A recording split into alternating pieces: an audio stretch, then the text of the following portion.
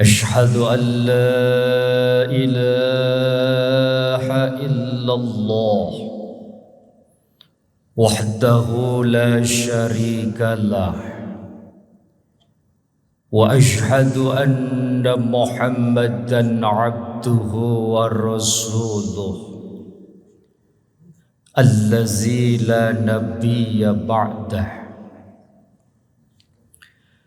فقد قال عز وجل في كتابه العزيز وهو أصدق القائلين: أعوذ بالله من الشيطان الرجيم وإذ تأذن ربكم لئن شكرتم لأزيدنكم ولئن كفرتم إن عذابي لشديد. صدق الله وصدق رسول النبي الكريم ونحن على ذلك من الشاهدين. أيها الجلساء الأعزاء، jamaah salat subuh Masjid Raya Al-Jabbar yang semoga Allah Subhanahu wa Ta'ala senantiasa memberikan kita semua kesehatan, baik sehat jasmani, sehat rohani, juga sehat ekonomi. Qabla ubayyinu ma khatara fi qalbi awalan hayya nahnu nashkuru ila ilahi rabbi sawiyan jami'an fi hadzal makan wa ghairiha katsiran jiddan. As-sadi usalli wa usallimu ala habibina wa syafi'ina wa qurrati a'yunina Muhammadin sallallahu alaihi wasallam. Ayyuhal hadirun, pada kuliah subuh ini kita akan membicarakan sebuah tema memaknai kemuliaan bulan Rajab.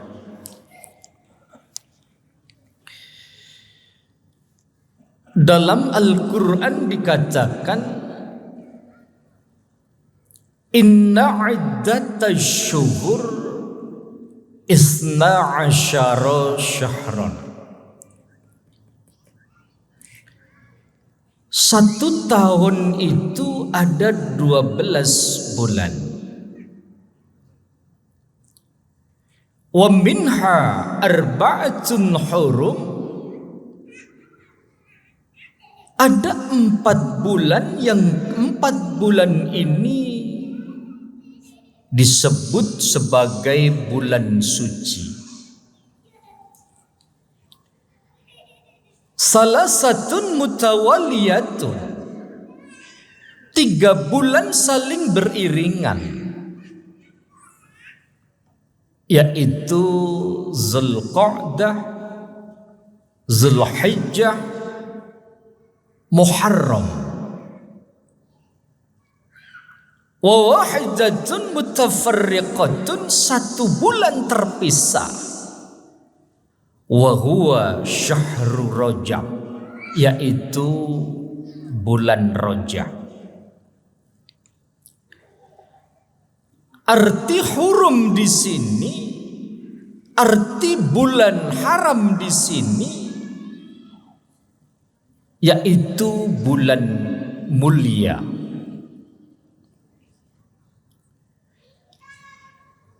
Maka dalam beberapa literasi hadis di situ dikatakan bahwa Rajab itu bulan Allah, Sya'ban itu bulanku, kata Rasul, dan Ramadan adalah bulannya umatku.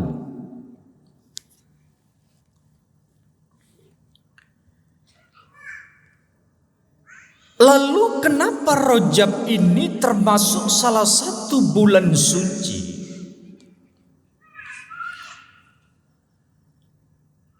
Karena Allah pada bulan Rajab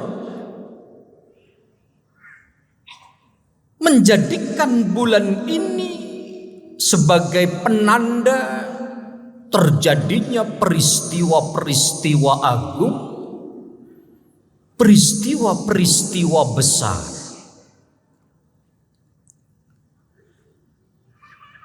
Saya akan coba jelaskan dua peristiwa besar, lalu kita akan coba menyelami terkait tentang nilai filosofi, menyelami terkait tentang hikmah dua kejadian besar ini yang terjadi pada bulan suci Rajab. Kejadian pertama, Bapak Ibu, bahwa di bulan Rajab ini Allah Subhanahu wa ta'ala mentakdirkan mulainya kehidupan baginda Rasulullah sallallahu alaihi wasallam.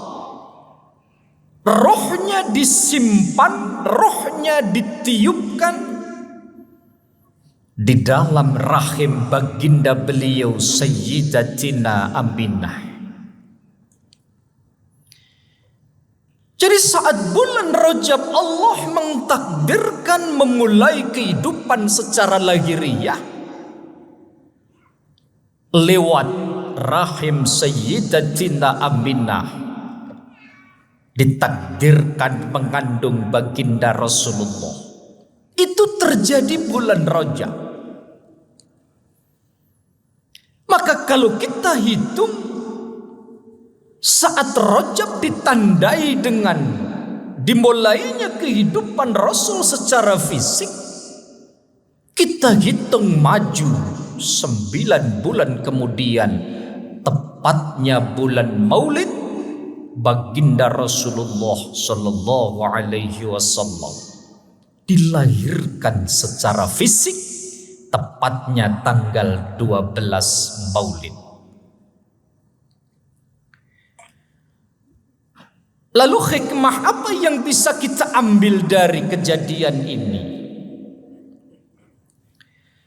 Rasul betul secara roh ditiupkan ke dalam rahim ibunda beliau pada bulan Rajab, dilahirkan pada bulan Maulid, tapi hakikatnya Nur Muhammad itu sudah diciptakan jauh sebelum alam semesta ini diciptakan.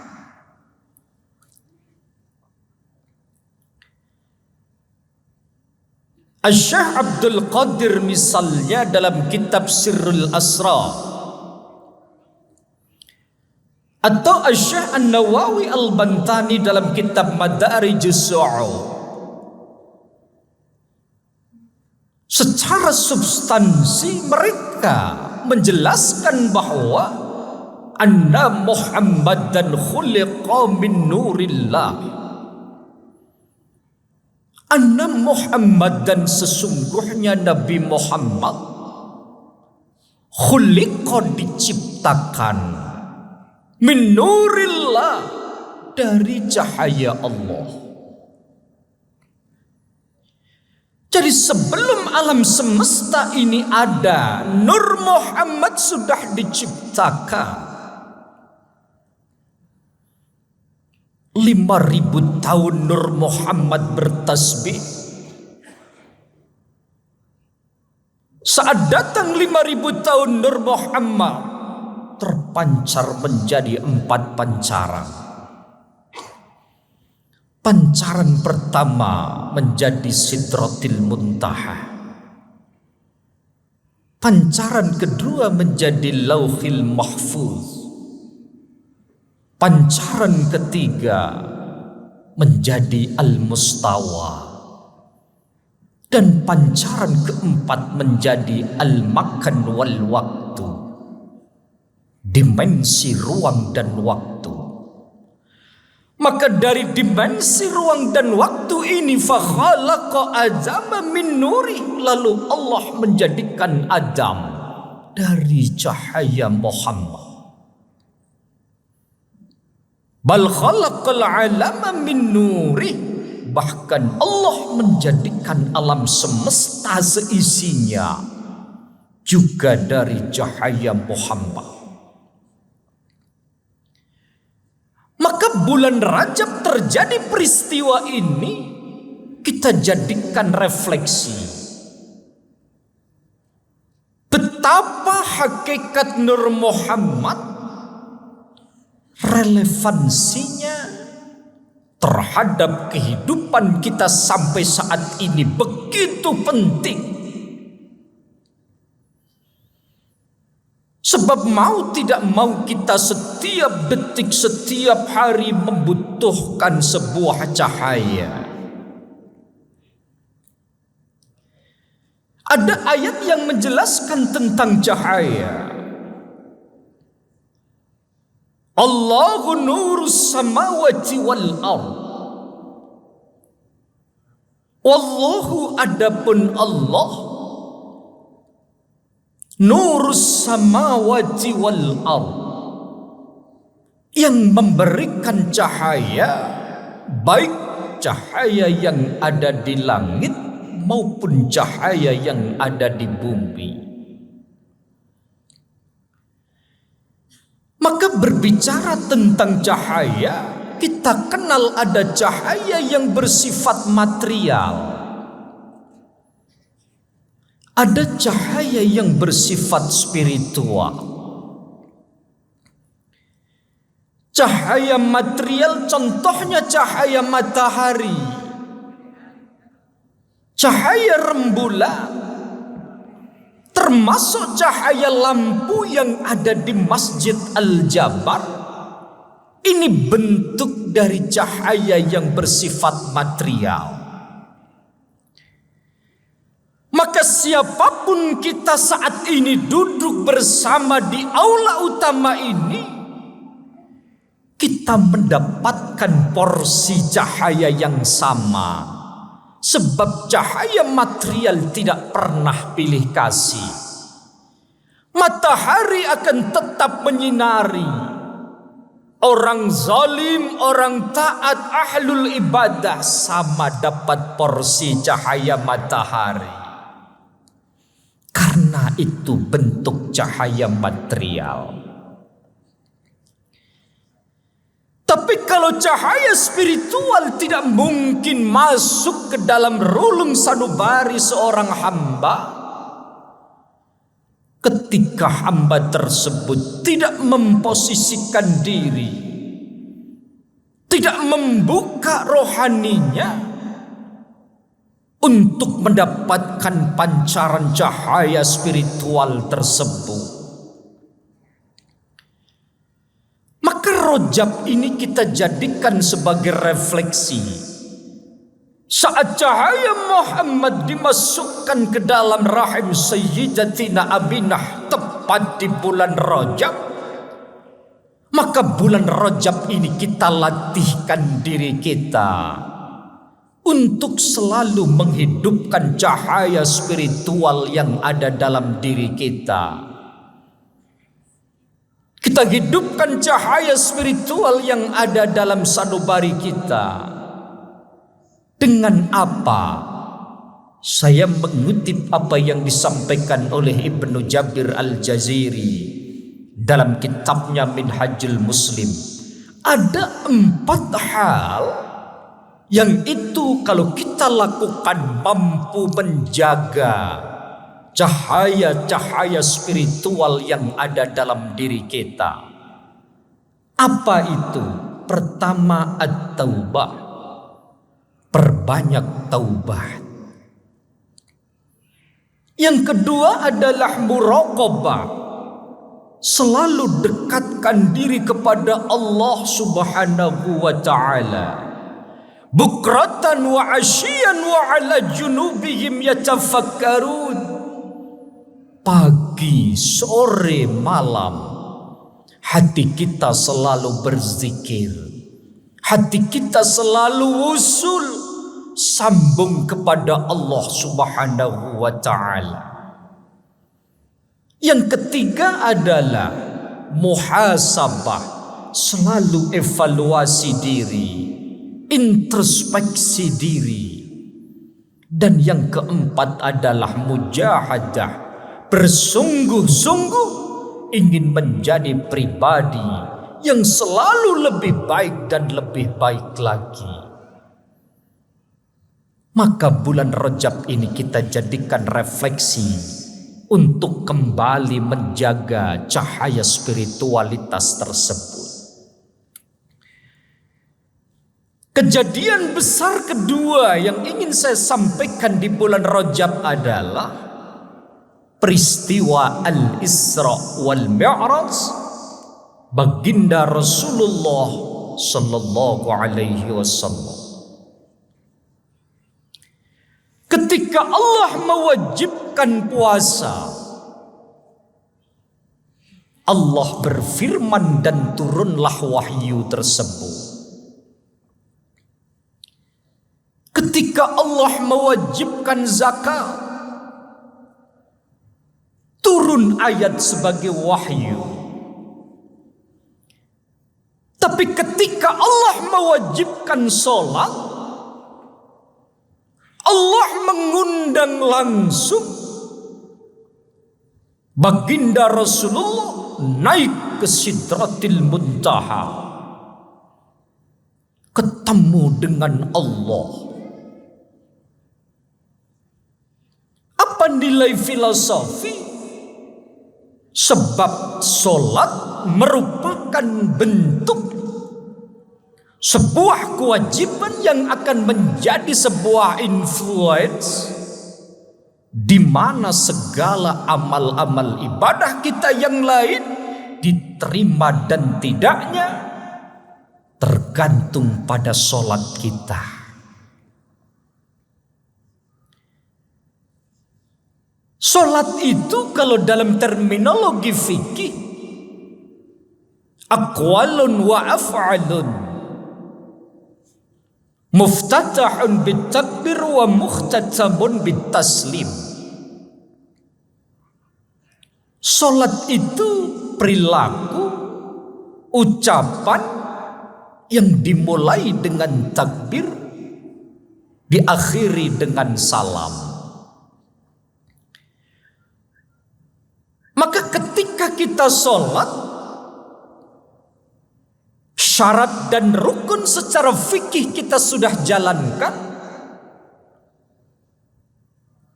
sah solat kita. Tapi kalau dalam konsepsi ulama-ulama tasawuf, mereka sering mengatakan, kenapa saat lahiriah kita solat, tapi kadang-kadang batiniah kita tidak ikut sholat. Allahu Akbar. Hati kita ingat angsura, ingat hutang, ingat kerjaan, dan lain sebagainya. Lahiriah kita sholat, tapi batiniah kita tidak sholat. Itulah yang kemudian dikatakan oleh Al-Quran, wailul lil musallin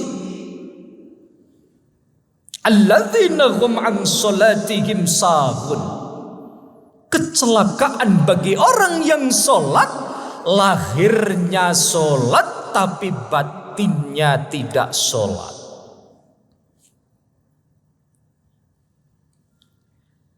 Maka Rajab ini adalah bulan yang dipilih Allah sebagai bulan di mana mulainya sebuah kewajiban tentang sholat. Kita coba refleksi kembali, kita ambil hikmahnya. Yang pertama, sholat itu sebagai media komunikasi kita dengan Allah. Kalau baginda Rasul ketemu dengan Allah, lahir dan batin ketemu. Tapi kita umat beliau manusia biasa, tidak mungkin lahir dan batin kita ketemu dengan Allah. Tapi Rasul memberikan sebuah ilustrasi. As-salatu mi'rajul mu'minin. As-salatu adapun salat, mi'rajul mu'minin itu mi'rajnya orang-orang mukmin. Jadi walaupun lahir kita tidak mampu ketemu dengan Allah, dengan sholat rohani kita bisa mi'raj, rohani kita bisa ketemu dengan Allah. Tapi bukan sholat yang lahirnya sholat tapi batinnya enggak sholat. Nilai filosofi bahwa sholat itu mi'raj dengan Allah, naik ke tabah Allah, ketemu dengan Allah adalah seseorang yang melatih sholatnya, lahirnya sholat, batinnya juga sholat.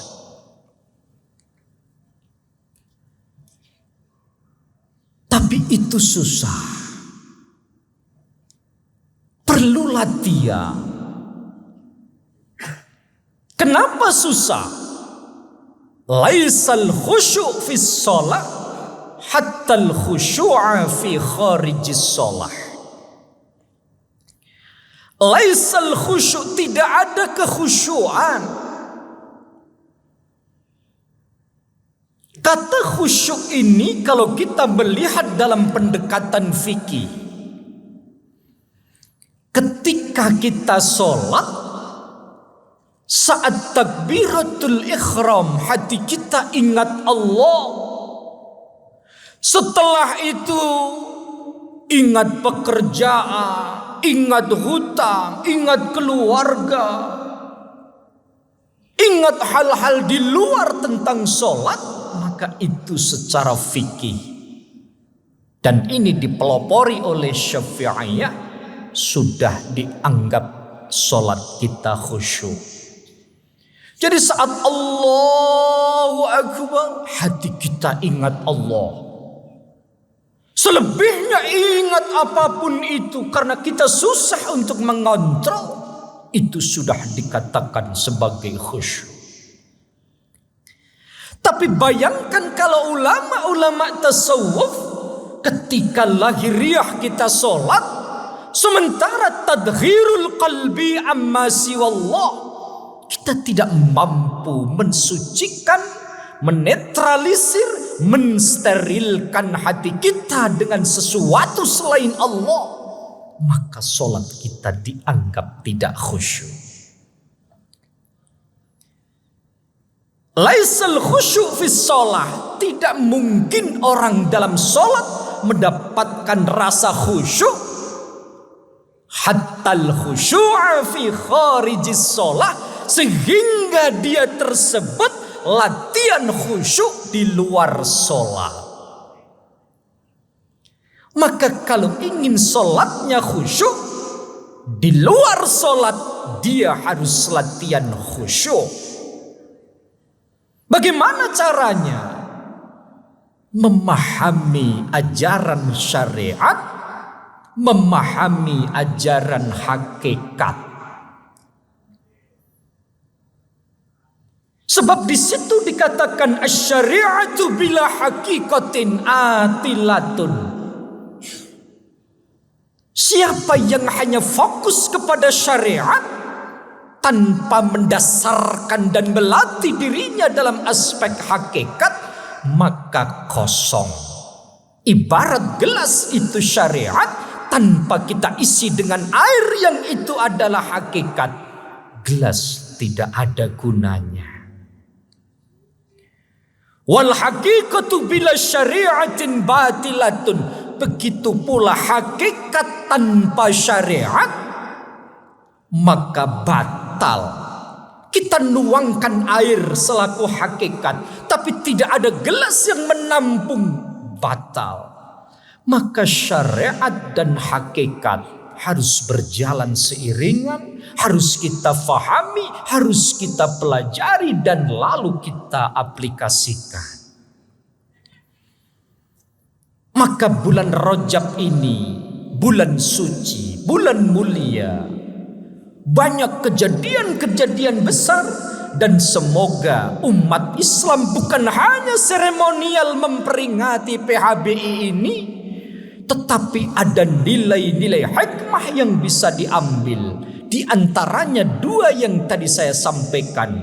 Tingkatkan cahaya spiritualitas dalam diri kita dengan cara perbanyak taubat, dekatkan diri kepada Allah, evaluasi diri, dan bersungguh-sungguh ingin jadi pribadi yang lebih baik. Kejadian kedua, bahwa di bulan Rajab dimulainya kewajiban sholat 5 waktu. Mari kita refleksi diri kita. Yang kemarin sholat masih bolong, bulan Rajab bismillah kita tidak bolong lagi. Yang kemarin sholatnya baru aspek lahir, kita latihan aspek rohaninya juga ikut sholat. Mudah-mudahan dengan mengambil hikmah ini, betul apa yang didoakan oleh Rasulullah, Allahumma barik lana fi Rajaba wa Sya'bana wa ballighna Ramadana. Kita dapat berkah bulan Rajab sehingga bisa masuk dapat berkah bulan Sya'ban, dan kita ditakdirkan dikasih umur panjang ketemu dengan bulan suci Ramadan. Amin Allahumma amin. Kurang lebih mohon maaf. Akhirul kalam, al-afu minkum, wallahu yaqdi bihibati wafirah li walahu fi darajatil akhirah. Wassalamu alaikum warahmatullahi wabarakatuh.